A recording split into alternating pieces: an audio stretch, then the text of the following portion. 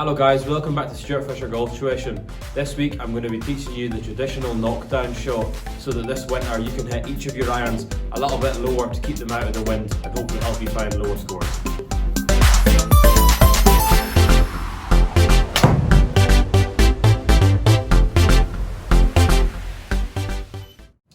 Okay, so the knockdown shot is one of my favourite types of shot to play. I find it really handy playing in a course that's really exposed to the wind. So basically what the knockdown shot will do compared to like a full shot is it'll keep the trajectory down a little bit lower, take the spin off it and not allow it to be affected by the wind so much. It's also a great method if you think that, say for example, a full 7-iron is too much but you don't fancy hitting your full 8-iron, you can use a knockdown shot to take a bit of the yardage off of it. So I'm demonstrating with my 7-iron today. What I'm going to do first is hit a full 7-iron. I'm going to talk you through the numbers. Mainly I'm going to be focusing on the height and the total carry or the total distance the ball goes, and then I'm going to show you a knockdown shot and show you how the height has came down a little bit and the carry distance will also drop off a little bit. But I'll explain how it won't get affected in the wind so much, and it's a really good shot to play perhaps this winter if you're playing maybe in the wind a little bit more, or if you just want an extra shot to add into your game. Okay, so first up, I'm just going to hit my normal 7-iron, a normal full 7-iron. Not any harder than what I normally would, but just a max shot, as if I was playing in flat calm conditions.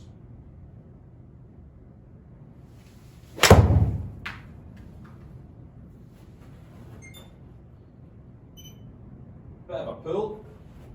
But first off, what I'm going to be talking about that you can see is a number here down in our bottom right, which is the height of the shot, okay? So that shot got to 103 feet high, which is pretty high. I do tend to hit the ball quite high. So it's went 103 feet in total in height. So at that height, it's going to be getting exposed to the wind quite a lot. If there is crosswinds or in the wind, it's going to be knocking that ball about quite a bit. So it can make it quite hard to judge the distance overall and maybe how it's going to react in that wind. My carry distance was 163 yards, for example, with an 88 club head speed, 80 mile an hour club head speed. So it's travelled fine. I pulled it a wee bit, so I normally would be hitting my 7-iron about bang on 160, so that maybe went a little bit longer than it normally would. So what I'm going to do now is I'm going to hit the same club. I'm just going to do a knockdown shot, and I'm going to show you the different results and then how that could play a factor into your game.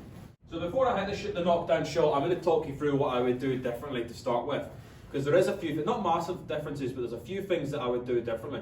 The main thing is obviously my length of swing. I'm going to change it from a full flat out swing to a bit of a 3/4 backswing to a 3/4 follow through. The most important thing that's going to do is drop my club head speed. That's going to drop the amount of spin that's put on the ball, and it's going to drop the height of it and the overall distance it's going to travel, okay? So the most important thing obviously is knockdown swing. So 3/4 back, 3/4 through. So normally in a knockdown shot, we would maybe narrow the stance a little bit compared to my full shoulder width stance here. I'd maybe narrow it a bit because that takes away some of the speed. However, my biggest fault when you're playing a knockdown shot is that you're playing in the wind. So I don't want you to be narrowing your stance and becoming a little bit off balance to the wind. So I'm going to show you how to do it and just keeping your stance nice and shoulder width and a nice firm base, okay? So setup is going to be pretty similar. I'm going to be keeping my feet nice and shoulder width apart. I am going to be moving the ball position back a little bit. This is going to help me create a little bit of a steeper downward strike, okay, which is going to help keep the ball down a little bit lower. So ball position is going to be back a little bit, shoulder width apart still, and I'm going to have a little bit more weight on my left side. Okay. So the weight on the left side and the ball position back, again, just encouraging that downward strike. Apart from that, my next big difference is I'm going to grip down the club a little bit. So I'm going to go from full length where my left hand's right at the end of the club. I'm going to grip down right to the end of the golf thread right in here, okay? So I'm going to grip down that a bit. What that does again is that takes away some of the speed, okay? So if the club that you're swinging is not as long, you can't possibly generate the same club head speed. Again, therefore that'll knock the distance down a little bit. So shoulder width stance, ball position a little bit further backwards, a little bit more weight on the left, and grip down the club. Now all I want you to focus on doing is a smooth 3/4 backswing in a smooth 3/4 follow through swing. Okay, so you're going to match them either way. Okay, so smooth 3/4 backswing, smooth 3/4 follow through swing. And you'll see instantly the difference in the height, okay? So we're trying to get lower than 103 feet and the carry distance will drop off over it as well. So here we go.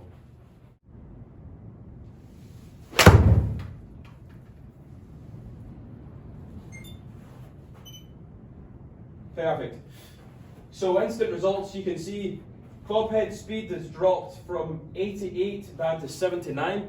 So I've dropped 9 mile an hour club head speed. That is guaranteed to make sure I hit the ball a little bit shorter. The height's dropped off from over 100 feet in the air to 74 feet in the air. So you can see that instantly, if we are playing a windy day, that shot can't possibly be exposed to the wind quite as much, which is brilliant. Overall distance has dropped, so carry distance has dropped off, not quite 20 yards, just shy of 20 yards. So it's a brilliant way to judge. If you don't want to perhaps hit a full 7-iron, you maybe need a little bit off of it. It's a great way to judge distances. When I gapped mine and did my yardages, I went through the whole bag and did a max distance with each club and then a knockdown shot with each club. And traditionally I found that each club dropped about 20 yards when I went from the full distance to the knockdown shot. So it's a great way to keep the ball out of the wind and also a great little extra shot to add into your arsenal if you're perhaps trying to make it as easy as possible. The abbreviated swing makes it much easier to keep the ball under control. Okay, so before we finish, going to go back over those coaching points. So it was nice and simple. It's just a couple of little differences that you have to do in your setup and your actual through swing to go from a full swing to a knockdown shot. It's a very simple shot. I wanted to give you an easy one to do. It's one that you can take straight to the golf course and try yourself. You don't need to do anything really technically different for this one. Okay, so the differences between my full shot and my knockdown shot.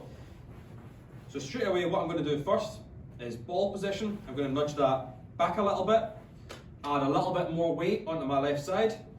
Key point, go from a full grip to slide down that grip a little bit, okay? Not quite onto the metal, but just so you've got a little bit of rubber left. And then the main point here is our swing. So we're going to go 3/4 backswing, 3/4 through swing, 3/4 backswing, 3/4 through swing. Okay, now that's going to take all the speed away. So feet shoulder width apart, ball position a little bit further back, a little bit more weight on our left side. Both of them create the steep angle of attack. We're going to be gripping down the club a little bit further to take some speed away. And the final thing is 3/4 backswing, 3/4 through swing. Again, to take that speed away and keep the height down. And it's a brilliant shot that I encourage everybody just to at least have a go with it. If you're out at the driving range, it's another one, a great one to add into your arsenal if you tend to play in the wind quite a lot. Okay guys, that's us for another week's session. I hope you enjoyed today's tips on how to hit a knockdown shot. And if it is something you think you're going to go and try and give a go in the range, please let me know how you get on with it. Or if you've got any more questions, as always, just give me a shout. Please like and share this, or go give it a watch on YouTube at SF Golf Tuition. Thank you again and see you guys next week.